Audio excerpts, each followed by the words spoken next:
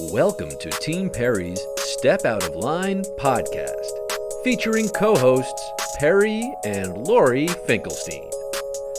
Together, they explore, meet, and share inspirational stories with guests who have made a positive impact in today's world. This podcast resonates with our hope to make this world a better place one step at a time through love, acceptance, and uplifting conversations.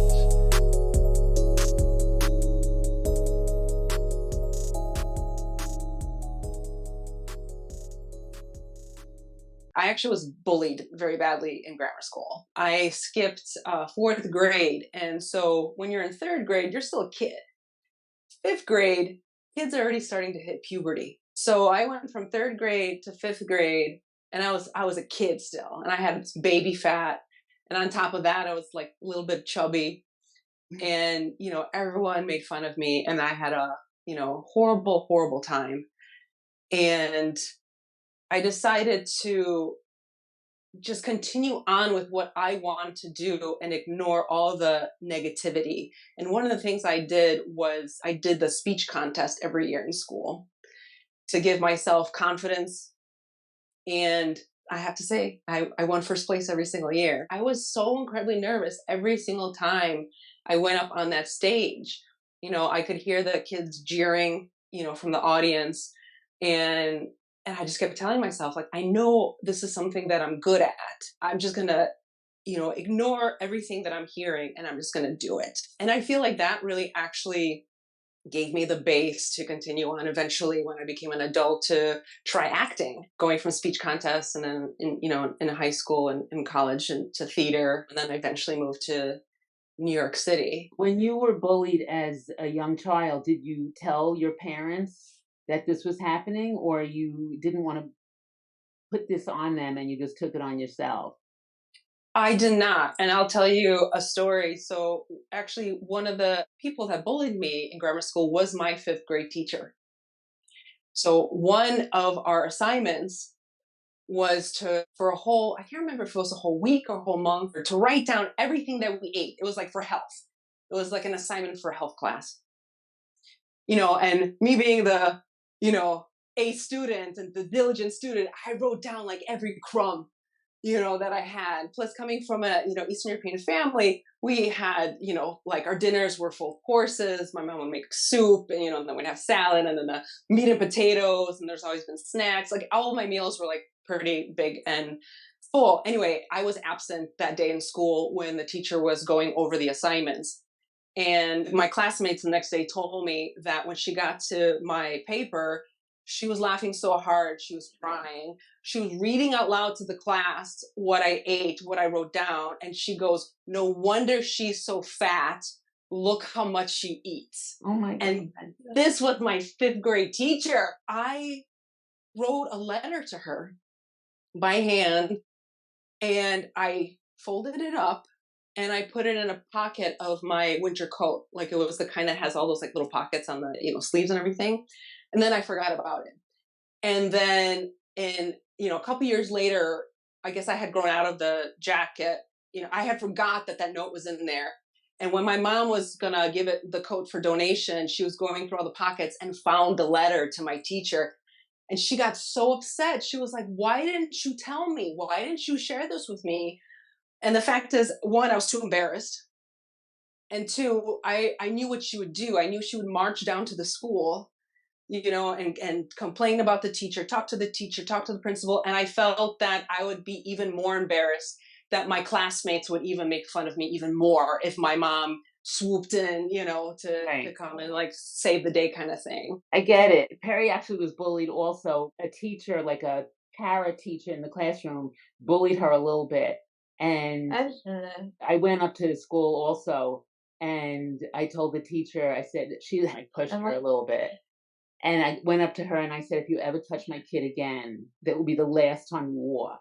I don't know. I got a little crazy and overzealous. I only found out recently that she was bullied also a lot as a kid. It's hard. It's embarrassing. You don't want to share those stories. So I never got bullied. I would physically hit the bullies and destroy them. So that's just what I did as a kid. But it really makes a big impact, of course. on the way that you're going to, move on forward through your life. And I can't believe that as such a young kid, you were able to really stand up for yourself and express yourself on paper. That I think that's very rare that somebody does that without encouragement to do that. But I think so too. But even though it didn't go anywhere, when you were getting bullied, did it make you change anything about yourself? Because then you felt there was something that you wanted to change, or you could, and maybe that way the bullying would stop. I think I shut down for many years. I didn't really socialize because it always often helpful with, the whole bullying aspect. So I had a letting go. And then I think now that I'm older, that in the hallway I started finding myself and my voice, but I don't think back then I had a voice. I was just too scared to use it because whatever I did, I accidentally bullied because of my disability, because of how I look, because I don't look the same as other people, and because I was always, studying or in homework, and no one else really cared, so I was like the teacher's pet.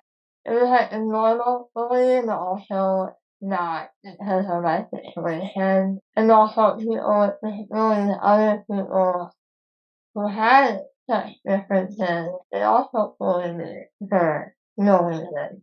So it's just like, and teachers, it didn't matter who they were. That's why it went well. I don't think I said anything until I got older. Like 2018 older. I think she was always stronger. She spent a lot of time as a kid in the hospital, sick for many, many weeks, and she found it much easier to be friends with adults because even as like a 3-year-old, she was really smart. So she probably would not have had patience with like another kid who was like just being a kid. So she always gravitated towards adults and older people and therapists and doctors, whoever was taking care of her, she was able to make friends with because she was able to hold her own in the conversation.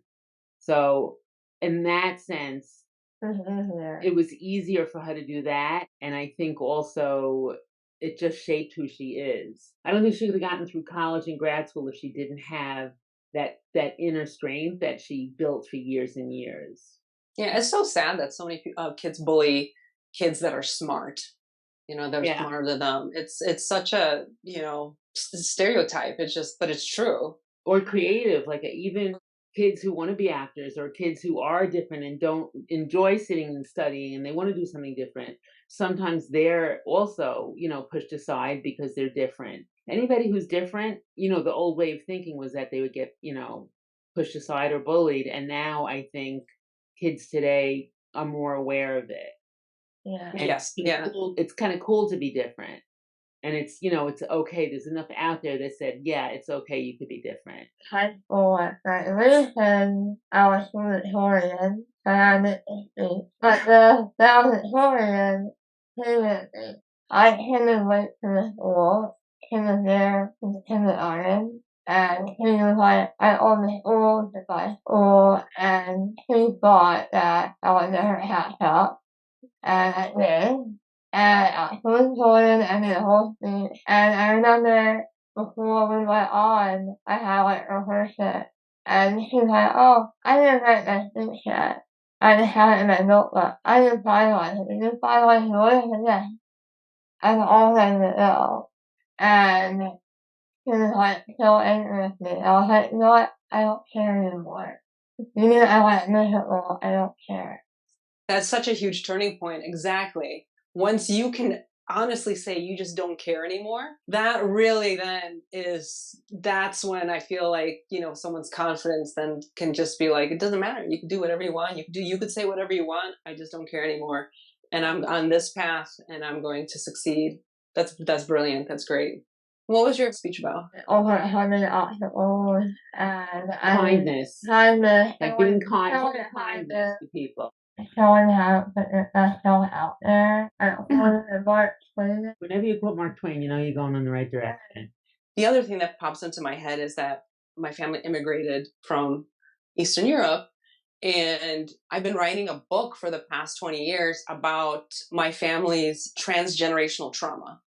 So my family has gone through, we've had so many maladies just from all these generations living through the war in Eastern Europe and then, emigrating to North America and how difficult that transition was as fresh immigrants. I'm actually the first one born in the States from my immediate family. My older sister was born in Poland. So she came over with my parents when she was like 6. And she didn't even speak any English at all. So she had to get a tutor in grammar school. I decided, to go ahead and write this book about my family's experiences, even though, and I know it actually took me so long to write about it because it's so personal. And I was just saying, no, I just feel like this is really important. I feel like a lot of people out there will be able to relate, even if they're not immigrants, even if they didn't grow up, obviously in like Eastern Europe. But there's been a lot of anxiety in my family, depression, suicide, eating disorders, you name it, like, toxic relationships. So I just kind of felt like putting this all down in a book. It's based on my family, but it's in a fictional form. It's basically like historical fiction. That was something that I've been on and off focusing on for like the past 20 years to try that, put it down on paper and like get it out into the world. Hopefully eventually it'll get published and it'll help some people out if they read it, if they come from not 100% happy childhood, for example, then maybe they'll get something out of that book.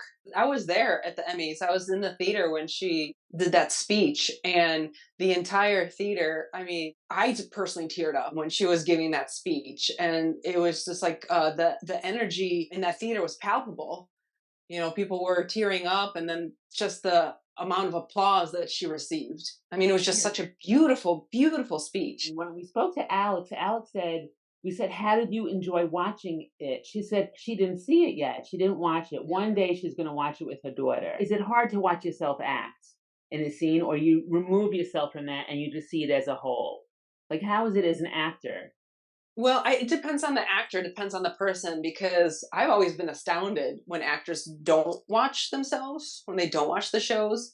Because, well, first of all, Maisel is such an amazing show, objectively speaking. And even like every single time I watch an episode, and even though obviously I know the script, I was at the table reads, it's obviously part of the ensemble, I would end up watching the episode as an audience member, and I would tear up and I would cry and I would laugh, as though I didn't know what was coming. Like, right. It's so good. It's such a good show. But besides that, I personally have always watched everything that I've been in just because I feel it's a learning experience. I want to be able to see, how I come across, in this job or that job. And I try to, tell myself like, oh, maybe next time I'll try, XYZ if there's something like I don't like about it or something. I've always thought it kind of weird when, actors are like, oh no, I haven't watched it. I haven't seen that. I don't watch myself. The funniest was when Janusz made the cake with the booze and rum. Yes. Oh my God. Oh.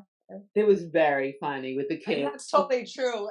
Amy really hit the nail on the head with that one too, like all the details. I said to her, just like, yeah, this is my family right here. She's like, yeah, I know. That's like us at a Seder, with the 4 cups. When you went for the audition, you were the only one who was not wearing a maid's uniform. So that's kind of a ballsy move. Like, how did you know I'm going to be different and this is what I'm going to do and it's going to catch their attention? You weren't sure if it was going to be a good way or a bad way, but you knew you would stand out. I just follow my gut. I feel like one of the only things that actors and people in general, no matter what you're doing in life, you only have your gut instinct. And that's what I don't know, felt to do. I thought it was a really cool period to be able to do my hair a certain way that I normally wouldn't do. I had this like really pretty like A-line flowing dress that was like very 50s style. I just, followed my instinct to try to stand out a little bit. It depends on the situation. It depends on the audition. Not every single time I did that. But I'll tell you a funny story. Like when I first moved to New York, so I was doing these like, random jobs like at Starbucks and like I waitress, a cater waiter and stuff like that. And I love Halloween. So I saw an ad saying that they were creating a haunted house in Madison Square Garden and they were calling it Madison Scare Garden. And they were looking for actors to come and like be, whatever spooky, creepy people in the haunted house. So I was like, ooh, this is going to be great. And without thinking about it, I totally dressed up as a vampire. I had a cape and everything. I had the makeup on, and you had to go and audition for it. I went on the subway, middle of the day, New York City. And of course, because in New York City, not one single person even like looked at me, not even a glance. And I'm sitting in the corner, like kind of, side-eyeing the whole car. And I'm just like, wow, I love New York City. No one even cares. And then when I showed up to the audition, I legit was the only person in costume. So it didn't really matter. I mean, I got cast for the job. I got the job, but I was like, oh, how boring. No one else dressed up. You see, you have to go all in because that's what you have to do. Otherwise, what's the point? It's more fun that way too. That's how I see it. So what is your favorite show? RuPaul's Drag Race. That show sparks joy in my soul. It is so much fun and it's funny, so inspiring as well. Like every single episode. Maisel's over, and now what do you plan on doing? What do you have going on in your life besides your 20-year-old book? In general, right now, I've just been doing a lot of writing and drawing. I've had a few auditions. It's been a little bit slow because, as you know, the writers are on strike. So there's only, so much stuff that's, out there right now that's already kind of been pre-written. I have a couple of kids' picture books out on Amazon, All Cats Speak Polish and Penguin in the City. And I've been working on a couple of other ones. I feel like writing is very meditative, and so is drawing for me. Art, like drawing and painting. I'm working on my first, feature-length horror screenplay. I'm just trying to, be creative on my own. Where do you get your creativity from? My mother actually was an amazing ballet dancer. And so when she was 13, she got into the National Ballet School in Poland, which was like a really big deal. Unfortunately, her mother didn't let her go, and so that's one part. The other part, she was a great fashion designer for a lot across the board. During that time period in Poland, people would have someone design their clothes, or you basically would go to a seamstress and they would create and build and make these dresses and clothes for you, versus there wasn't a mall that you can go to. You'd have people that you would know, and they would go and measure you and make stuff custom made. So she would actually draw all of her clothes and then bring it to a seamstress, which was also very rare because most people wouldn't draw their own fashion design. And my dad always said that he wanted to be a cinematographer, but he never pursued that. He ended up getting a master's in engineering. So he was a computer engineer. Growing up, my dad was always for imagination. So, he was the one who always told me my bedtime stories. He was really great at telling stories in the first place. He would change voices. He was a really, really great storyteller. I grew up in an environment, that we watched a lot of TV. We read a lot of books, and like I said, their interest, their background was, in the arts, even though they didn't end up pursuing it once they moved to the States. And when my mom was in her 20s, she ended up being a beautician. So she worked in a hair salon, which in and of itself is an art form. Did you ever find that it's hard to stay creative? You hurt it a lot and you can't move past it? It happens. It happens to everybody. And again, I think everyone has a different style or way to deal with that. Luckily, I don't have a deadline. So if I had a block, then I would just put it aside. For example, the screenplay that I'm writing now, it's been 4 months since I, looked at that. And what happens to me is I have these bursts of creativity, especially with writing. So the last time I touched it, I wrote 10 solid pages. And then I went back and did the other first 20. And then I was writing for a solid 2 weeks. I was just things were just coming out of me. It was just a waterfall. And then all of a sudden it just stopped. And then other things came up, life happens and stuff like that. You called it a waterfall. Perry, when I see her typing away crazily, I say, Perry, what's going on? She goes, it's coming out like vomit. I'm just getting it out of it. And then I'll look at it.